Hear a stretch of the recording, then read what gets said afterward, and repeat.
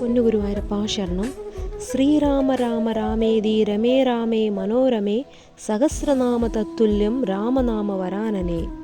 സഹസ്രനാമത്തിന് തത്തുല്യമാണ് തിരുനാമം. കലിയുഗത്തിൽ നമുക്ക് കാണാൻ സാധിക്കുന്നത് കലഹവും കാപഢ്യവും മാത്രമാണ്.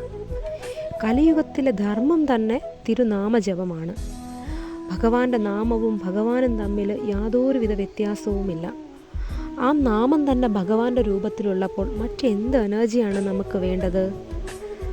നാമത്തിൽ നമ്മൾ ആസക്തരായി മാറുമ്പോൾ നമ്മുടെ എല്ലാ പാപങ്ങളിൽ നിന്നും നമ്മൾ മുക്തരാകും. നമുക്കറിയാം, വസ്ത്രാക്ഷേപ സമയത്ത് പ്രബലരും ശക്തരുമായ ഭർത്താക്കന്മാരും ബന്ധുമിത്രാദികളും ഉണ്ടായിട്ട് പോലും ദ്രൗപദിക്ക് രക്ഷയായി എത്തിയത് ഭഗവാന്റെ തിരുനാമജപം മാത്രമാണ്. അപ്പം നമ്മൾ ഭഗവാനിൽ പൂർണ്ണമായിട്ടും ശരണാഗതി പ്രാപിക്കുക.